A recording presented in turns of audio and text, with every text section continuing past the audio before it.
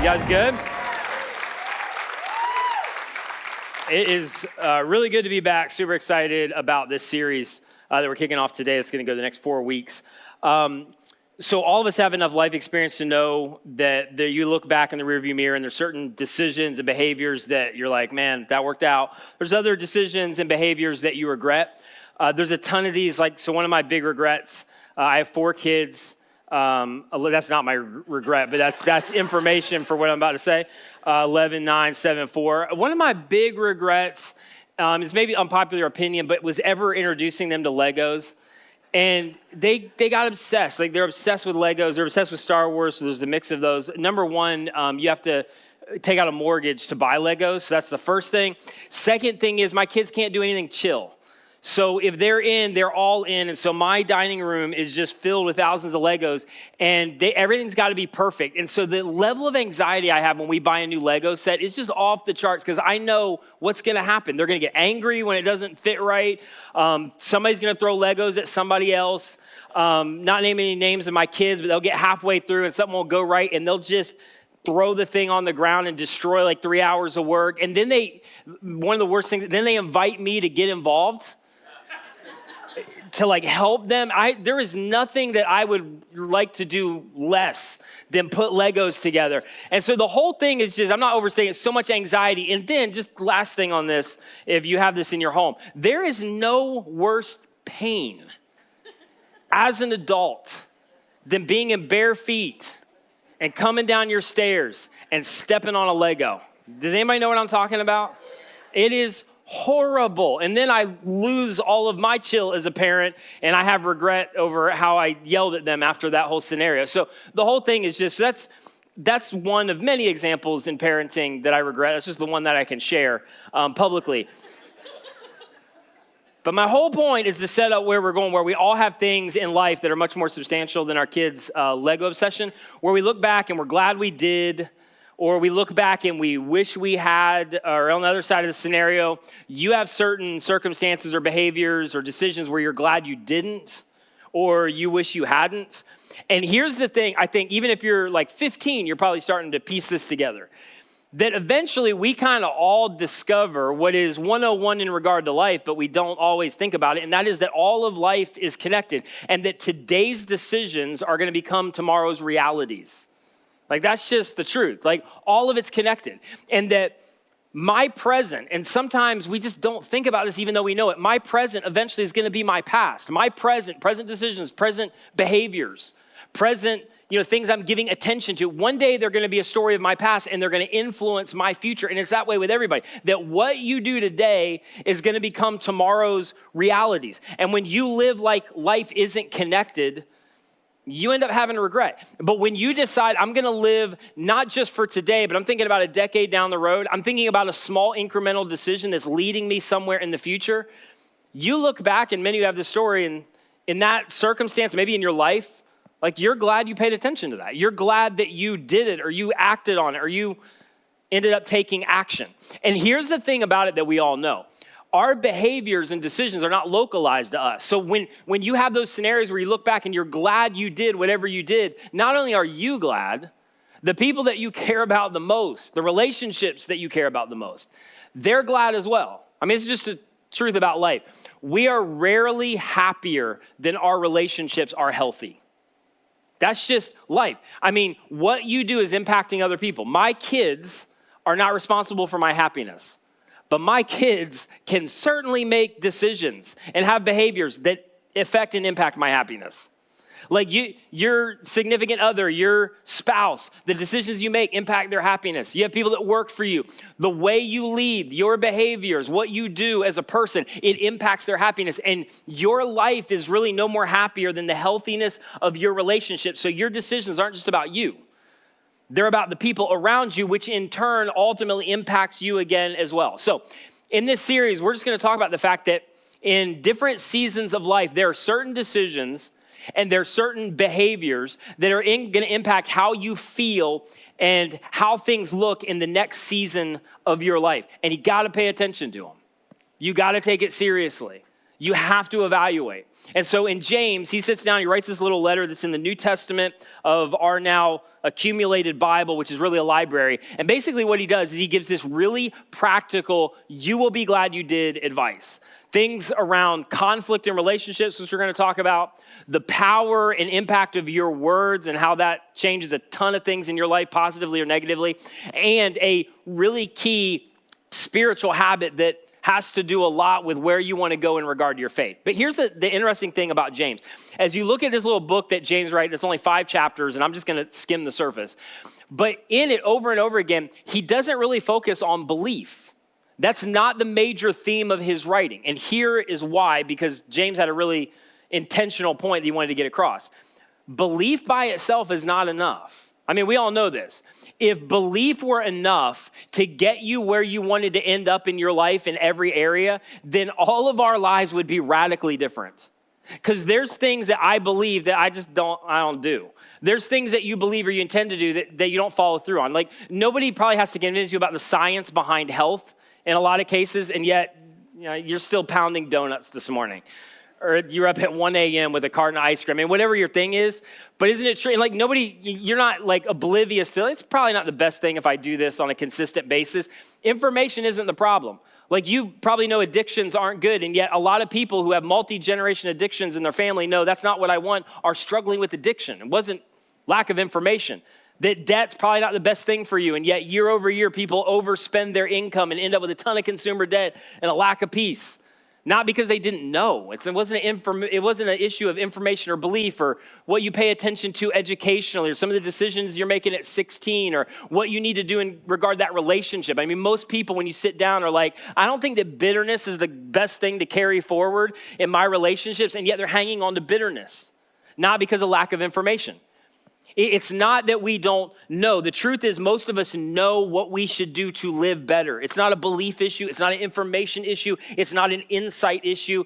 The problem is not lack of information. It's living with the reality on a day-to-day basis when you don't feel the urgency, when it doesn't feel like the small decision matters, that you can put it off another day, but then that day becomes 3 years. It's living as if life is connected in every area, because if knowing and believing were enough, I mean, in a bunch of different areas, then I would have a lot less avoidable regret. You know what I'm talking about? Like, there's stuff in life unavoidable. This is happening, you can't circumvent it. And then there's regret that we piled up for ourselves. Not because we didn't know. For a lot of you tell a story of a moment of your greatest regret, and it wasn't because you didn't know. It had nothing to do with your belief or your insight. You just didn't do it, or you just didn't pay attention to it, or you decided to go a different direction. And here's one of the things about regret as we dive into it that's really important to keep in mind. That our greatest regrets generally are often preceded by a series of unwise decisions, aren't they? Like I've said this before, nobody gets up on a Tuesday, just a random Tuesday, and is like, I'm going to start making decisions today to just lead my relationship toward a train wreck. This is a good Tuesday to do that. Nobody does that. Nobody intentionally moves in a place that's opposite of their vision or desire for their life, or if you're a Jesus follower, in opposition to what Jesus has for them in terms of his will for them. Nobody intentionally does that. What happens? There's a series of incremental, unwise decisions where you should have paid attention to that. You should have said no. You should have started to take your health seriously. You should have started to dive in to actually take a step toward the growing faith that you say that you want. And again, it's not urgent. Nobody's going to call you on it. You could go on sometimes for 5 years or a decade. There's really no negative ramifications. And then all of a sudden, how does this happen? You end up at a place in life that's very different than where you wanted to be. And everything's fine and everybody's alive, I'm pretty sure. And so the reason is because there was a series of unwise decisions that led you toward a place that you didn't want to be. And here's what I'd say to you to just kind of twist the knife a little bit more. If you're in that place right now and you know there's something you should do, you know there's something you should pay attention to, there's something that you've been ignoring, then the reality is for some of us, we're headed toward regret in that area. Or we're headed toward a regret that has the potential to follow us into a next season of our life. And so Jesus, who James ultimately got all of his information from, that we're going to look at a lot over the next 4 weeks, knew this. It's why Jesus did not invite us to just believe like true things about him. Jesus didn't invite us to just learn from him. Jesus actually invited us over and over and over again to actually do stuff, to actually take action, to actually take a step. Because in all of our lives, like Jesus knew what we knew. If there's certain areas where you ignore long enough, it is destructive in regard to the outcomes of your life in that area. And here's the other thing. You're not going to get any help with this. Meaning, if you just look at culture at large, and culture is not evil, I just mean a system of thinking around kind of cultural majority thinking. Culture is not going to help you with this. In fact, culture will actually bait you into self-destructive decisions and then condemn you for walking through the door. Like over and over again, you're marketed to, you're sold to, but most of what you hear around relationships or what's going to be best financially or what you should do in terms of paying attention to your physical or emotional health or how you're raising your kids, you are not going to get any help with it. There's a bunch of people on the outside that ultimately don't really care about your well-being, and they'll bait you to the edge of destruction and then condemn you when you walk across the line. Financially, relationally, spiritually, academically. And Jesus knew this. So all throughout Jesus' teaching, which James borrowed from, Jesus talks about this. So I'm going to go to James 1 and a couple verses there in just a minute. But to understand what James writes, because he totally ripped it from Jesus, which he should have, Jesus gives the context in his most famous sermon called the Sermon on the Mount in Matthew chapter 7. And at the end of that sermon, here is what Jesus said. Because Jesus' whole invitation to set it up is, again, I don't want you to just believe stuff about me. I want you to follow me. I want you to actually do something with what I'm telling you, not just believe things. And the implication over and over again around Jesus' invitation was actually this. I don't want you in every area of your life, again, educationally, relationally, financially, emotionally, spiritually, where you end up, do not trade what you want most for what you want in the moment. Because isn't that the trouble a lot of times? We're so prisoner to the moment with what's going to be a payoff today, what's urgent in terms of just trying to kind of feels like surviving life sometimes, the stuff that I got to get done this week, that we're not thinking a decade down the road of where this is going. He's like, listen, do not trade what you want in the moment for what you want most in the areas of your life that matter most. And so here's Jesus' promise at the end of Matthew 7, verse 24. You guys still with me? Therefore, everyone who does what? Help me out. Here's these words of mine. So Jesus believes them? Nope. That's easy. Remembers them? Nope. Like intends to do something with them? No.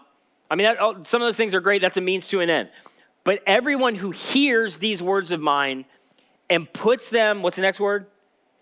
Into practice, like actually acts on it, actually does something, actually pays attention to it. Therefore, anyone who hears these words of mine and puts them into practice is like a wise man, a wise woman, a wise 14-year-old, a wise 27-year-old shifting into a new season of your life, a wise 65-year-old who's just retiring. Anyone who puts these into practice is like a wise person. Now, I don't have to define wisdom, I don't think, for you, but I'm going to do it anyway to get us on the same page. Wisdom is just this. It's insights informed by knowledge that life is connected. And again, like I don't need to tell you that. But how often do we not live like that? That what I'm doing today, my present, is going to be my past, it's going to influence my future. That all of life is set up with cause and effect. Sow and reap. That today's decisions and behaviors, whether what you do or what you ignore, is ultimately going to become tomorrow's realities for all of us. And so whoever puts what is said into practice or what they know they need to do into practice is like a wise person who built his house, literally, because it's a metaphor for life, established his life, established their future, went all in, like it is uncomfortable, I've got questions, but I'm gonna do it anyway. I'm not gonna be prisoner to this moment when I know that this moment is a series of incremental decisions that's gonna lead to something in the future. They built their life or their house on the rock.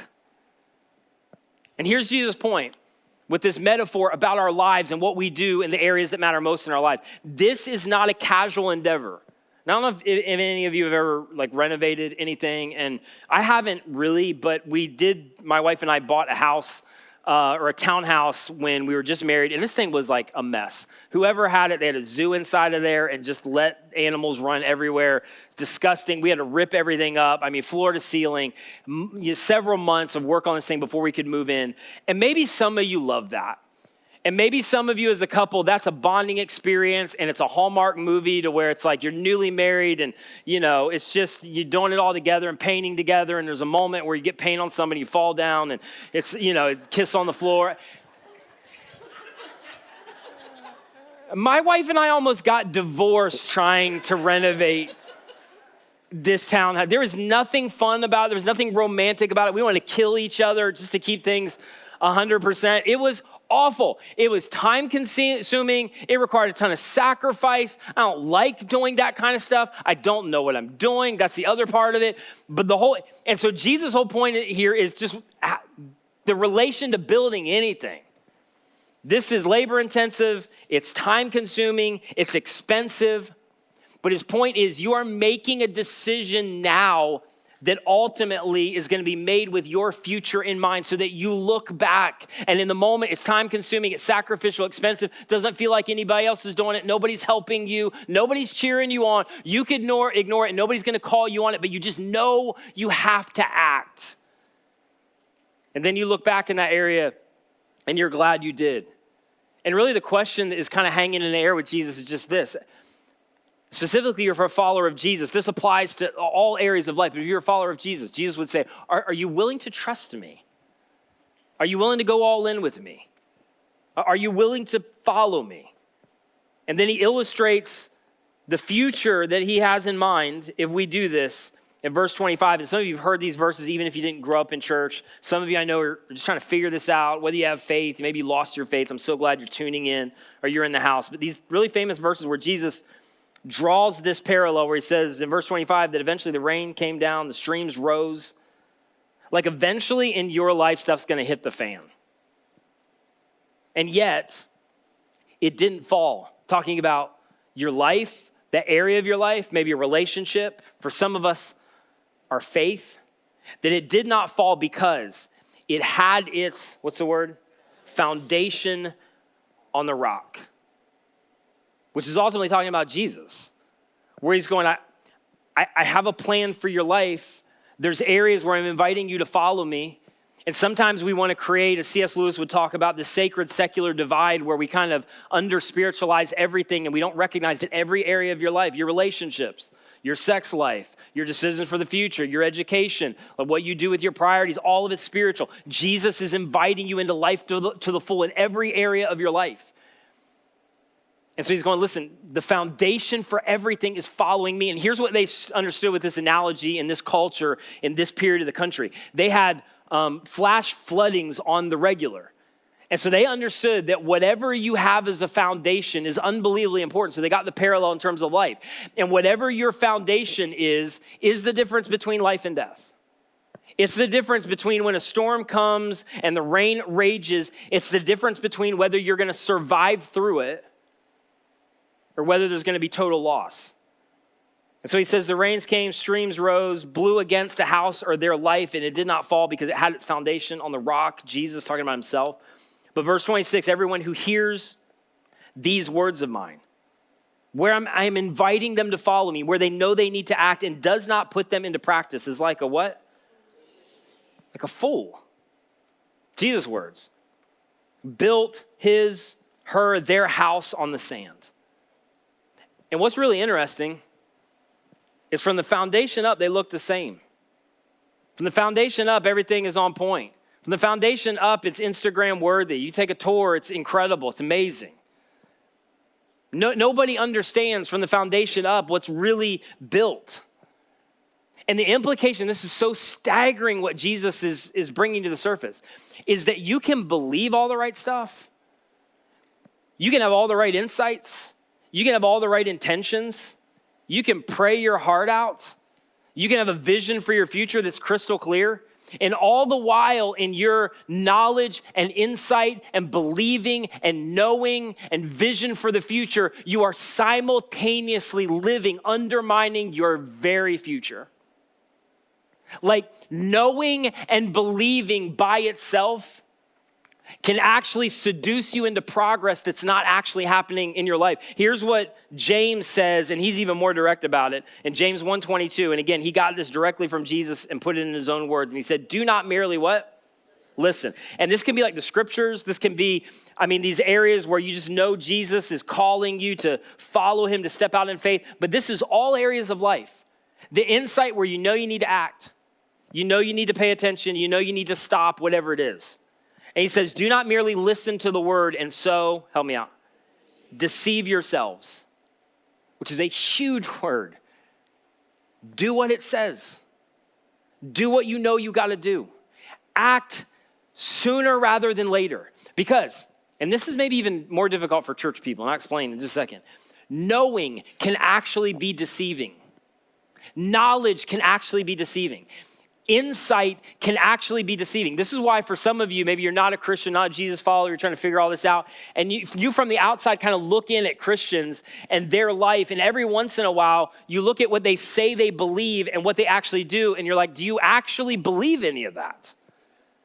Because you say it, but your life doesn't look like it. There's this massive dichotomy. There's this massive gap.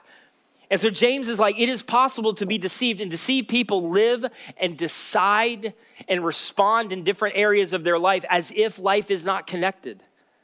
Like what you're gonna do today is not gonna influence your tomorrow. Like your present's not gonna become your past and influence your future. And it is.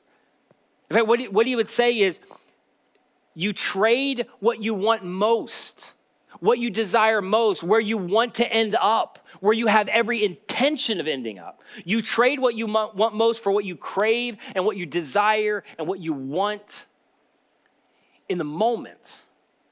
And Jesus are like, we're inviting you into a different way of thinking and a different way of living.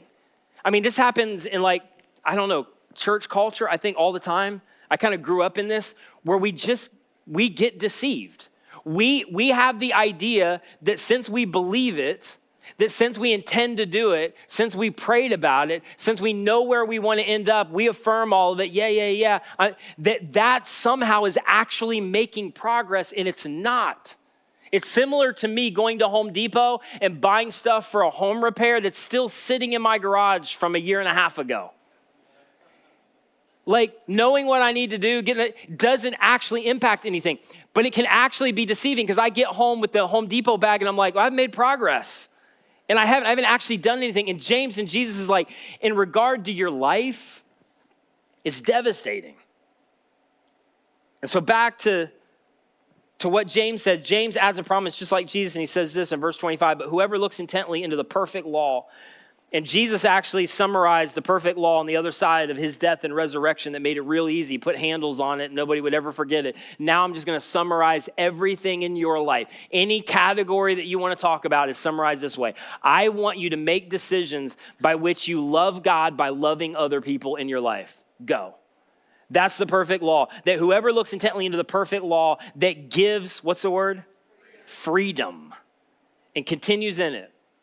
Not forgetting what they've heard, not forgetting what they need to do, not forgetting that you gotta act, you gotta do something, you gotta take a step, you gotta end it, whatever it is. Not forgetting what they know they need to do or what they know they've heard, but doing it.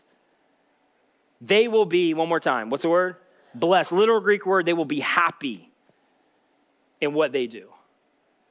And here's the thing, this is an overlooked application if you maybe have a really bad church experience, which there's many that attend our church or listen via radio or online, so I get it. And I say this all the time, but if I maybe had seen what you had seen or been treated like other Christians the way you've been treated, I maybe would have done the same thing that you've done. I probably would have questioned faith. I may have walked away for a season. So what Jesus is saying here, though, is hard to grasp the implications if that's been your experience with Christianity. But I can just tell you, your experience with Christianity is not the same as Jesus.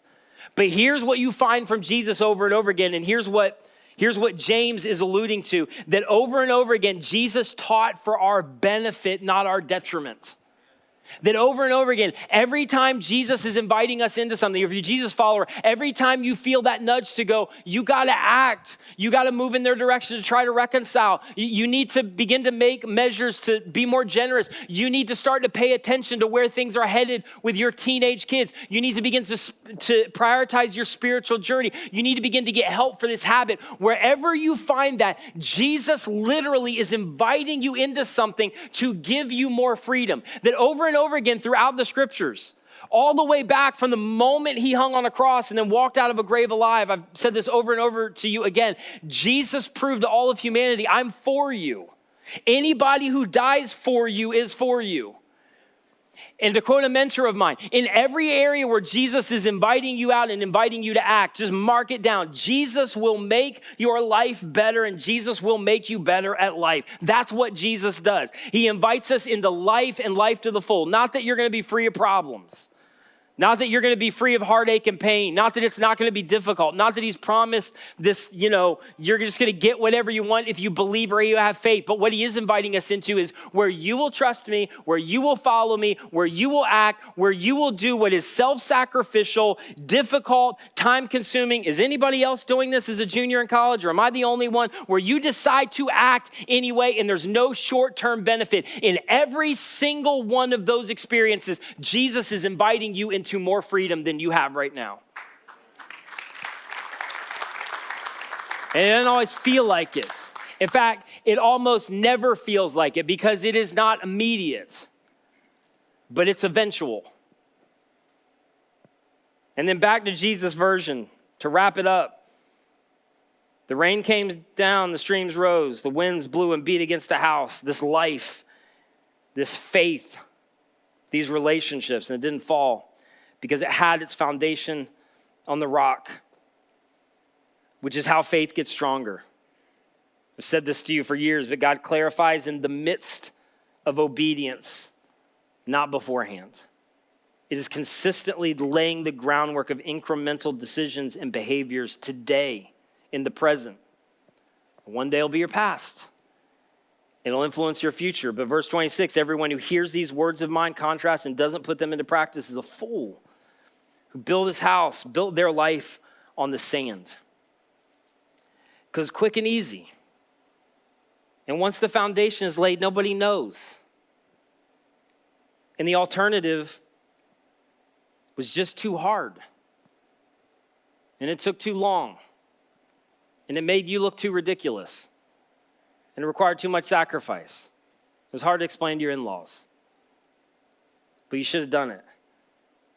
And then verse 27, the rain came down and the streams rose and the winds blew and beat against the house, which again is talking about a metaphor for our life. And it, whether it's our belief, our faith, an area of our life, fell with a great crash. And do you know what my experience has been?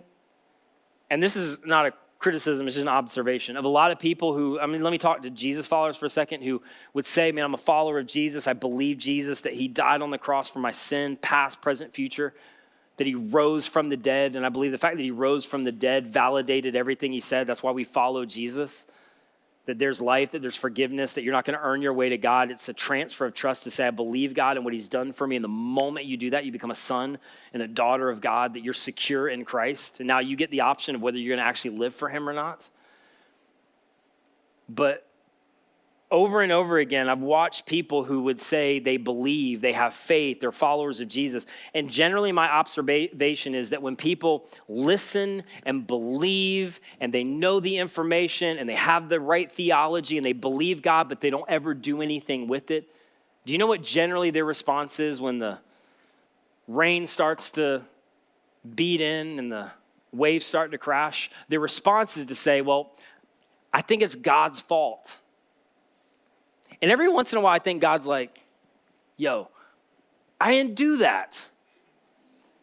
Like, I didn't do that. That wasn't me. In fact, I've been trying to get you to go a different direction for the last 8 years. And a lot of our interpretation of maybe God's absent or apathetic, God's trying to get us back, or it's quid pro quo, and God's trying to punish me. No. God already punished all of the human race on Jesus at the cross so that we could go free. Punishment was handled at the cross the moment Jesus died for the sins of all of the world. That has been taken care of. Jesus couldn't have made it any clearer. It's why he uttered these really famous words. It is finished. No double jeopardy. Don't have to go back and retry anybody. Jesus did all of it. Our life outcomes are not a result of God's punishment. It's just a result of how God caused the world to work. Sow and reap. Cause and effect. I'm inviting you into a better way of living. And so when you get to that place where you haven't built your life on that foundation, it's easy to blame God, and God's going, I didn't do that. I've wanted more for you all along. Or then the other thing that sometimes we do is just conclude there is no God. This is one of the big reasons for deconstruction. It is not the only reason, so hear me say this, but it is one of the reasons, because for some, deconstruction of faith is legit intellectual arguments where they're like, I just don't know if I can believe, and I respect that. But for others, it's not so much intellectual, it's emotional.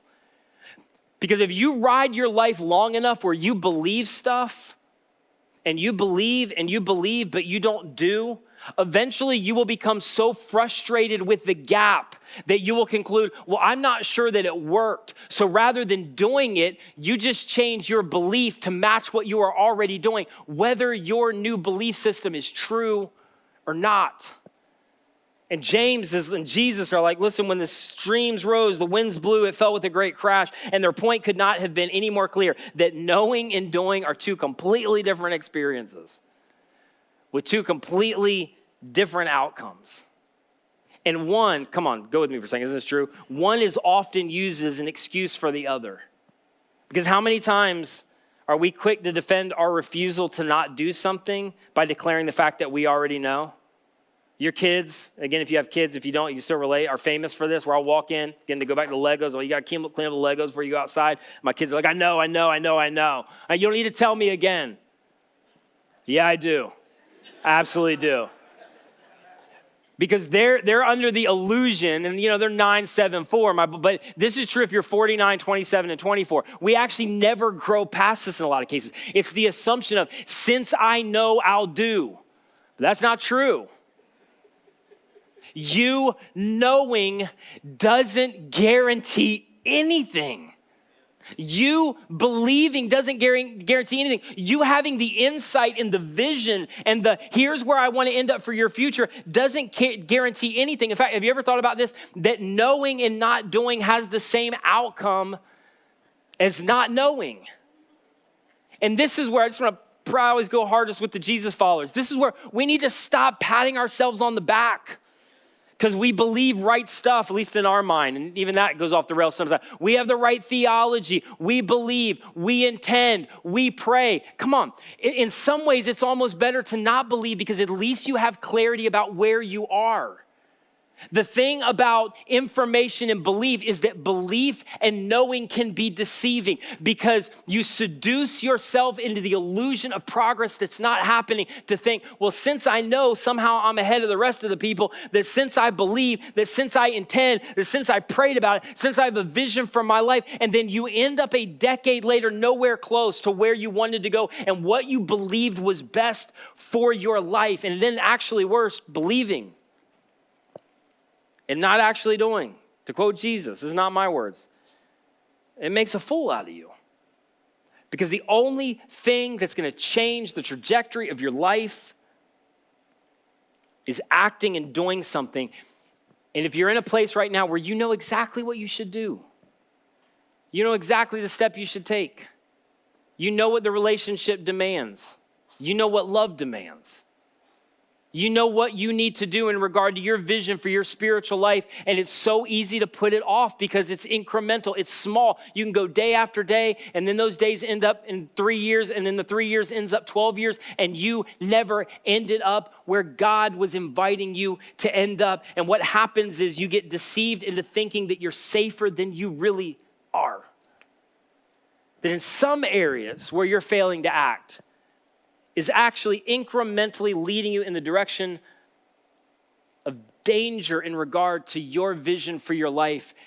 But because we believe, we have the illusion that we're going to end up where we want to go. And it's why the thing that has the power to change your life and your relationship and following Jesus more than anything else is just these two words: applied wisdom. Applied wisdom. You have to do something with what you know, with the insight you have for the vision for your future. In fact, by the way, experience by itself does not lead to wisdom. There's a lot of older people that are really dumb. Experience, and I say that in all due respect, experience does not, I used to have a professor who would say this all the time. The only thing that matters with experience is evaluated experience leads to wisdom. Applied wisdom is the only thing that matters. So as we get ready to end, I want to ask you a very kind of probing question. It's going to be a little bit uncomfortable. This is where people love the illusion, because it is an illusion of like deep. Deep generally means I come to church, I didn't understand anything you said, which by the way, I could do that. But it's easier because you leave and you don't have any idea of what to do. Practical is much more terrifying because you know exactly what you need to do when you leave, right? And James is unbelievably practical throughout this book, that there's no theological, workarounds and loopholes to jump through. We just know exactly what we need to do. And so the question to start is, what do you know you need to do, but you just aren't doing it? What do you know you need to do? And come on, you're smart. You know better. You know that intending and believing is not leading you in the direction that you want to go. Or let me ask you these couple really personal questions. What do you need to stop doing that you haven't stopped yet? For some of us, you need help. You need to tell somebody. Some of us need to take this massive step into counseling, which seems so terrifying. Others of you, it's not even some big immoral thing, but there is an incremental series of unwise decisions that you're in the middle of right now, and that will cumulatively lead you to a place you don't want to end up. For others of you, maybe you're right in the middle of a habit, and here's my experience with certain habits. Incrementally, you will not get free of that habit. You have to do something extreme to break the power of whatever that is. But what do you need to stop doing you haven't stopped? Other question, what do you need to start doing that you haven't started yet? And for some of you, I'll just apply this to your spiritual journey, if I can talk about that for a second. We've talked about this for months. It's why we've elevated this whole idea of, yes, we're going. I'm going to show up in spaces within the church for myself and my own spiritual faith and growth, and I'm going to show up for other people. But it's not going to happen until I prioritize from, are we going to, yes, we're going. Community, the church, growing my faith is going to be one of the priorities of my life. And you've heard me say this, and I cannot preach this enough, that what you don't pre-decide, your feelings will override. That until you put a stake in the ground, these are the priorities for my life, everything in the world will overtake that. And if I can just speak to some of you parents for a second, because my heart so goes in this direction of young kids or elementary kids or middle schoolers or high school students who are faced with so much pressure in our current generation. And you have a dream and a desire and a prayer for where you want them to go in life, and for some of you, where you want them to go in terms of their faith journey, and yet you have prioritized so many other things over the very thing that's gonna have the greatest impact on that, and all of those other things don't have near the return on investment, and you won't feel any of it now, but you will in a decade. And for some of you, so will your kids in 2 decades. Prioritize what matters most. Others of you, you need to get into a group because you have things coming in your life you don't even know about. And it's time consuming and it's sacrificial and everybody's busy and the world's on fire. I get all that. You need to get into a group. You need to show up on the 28th and one of those community pop-ups or the Y event, and you need to begin to think now, find some people that you're meeting and go, hey, this would be a great group, because that's really how groups work the best, not with just random people like the blind date. Gather some people and go, we're gonna be a group. And then when we launch in September, you need to get into a group. You need to do something now that's gonna have a lasting just move on your faith and your life in the future. Others of you, you've grown up in this, you have knowledge, you have insight, you have a level of faith, and you're not doing anything with it. You need to step up to lead a group. You have a stewardship, and you need to steward it well. What do you need to start doing you haven't started? This is gonna be tough for some of you, but what's the relationship that you need to end that you haven't ended yet? And you've been dating for 2 years, and so the shrapnel of that's gonna be really difficult, and you're gonna have to explain it, and now you've had 3 bad relationships, so you're embarrassed, and you know you need to act. Last question, what relationship do you know you need to reconcile? And because that's not in your control for some of you, what relationship do you need to try to reconcile and move in their direction? And then as we close, I just want to give this advice for whatever it's worth. Whatever you know you need to do and you haven't done it, you should do it today. And if it's a series of decisions, then you should begin to take the next step in those series of decisions today. And here's why I say this and why I know. Because for many of you, you already know. You have insight, you have vision, you have the information, and yet you've lived disconnected. But you know if you do it, you will be glad you did. And some of you know that because you're already wishing you had. And you don't want to waste another season. So Jesus says, I didn't just invite you to learn from me, to believe stuff about me. I've invited you to follow me.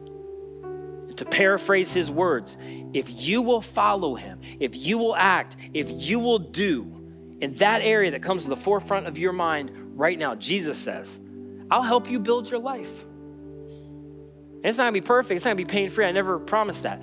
But I will ready you and I will prepare you for whatever the future holds. And you'll look back, because I'm Jesus, and you follow me and your life will be better and you'll be better at life. You'll look back and you'll be glad you did. But more than that, because there's people around you that love you and know you and maybe even depend on you. You won't just be glad you did. The people that you care about the most will be glad you did. And isn't this true? For some of us, the relational decision you're struggling with right now, the prioritization of your faith that you haven't really put up at the top, the habit you need to get help for, the secret you need to tell somebody about, the financial decision that you need to make.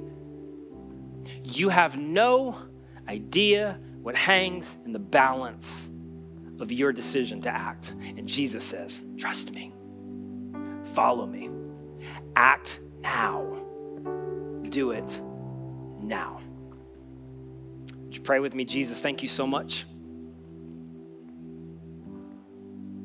Sometimes I struggle to thank you for this, but thank you so much for making stuff so clear. But sometimes you are so clear in the scriptures, it is terrifying and it is uncomfortable, because I'd rather rest on theological information and parse Greek words that don't understand than to know exactly what I need to do to follow you.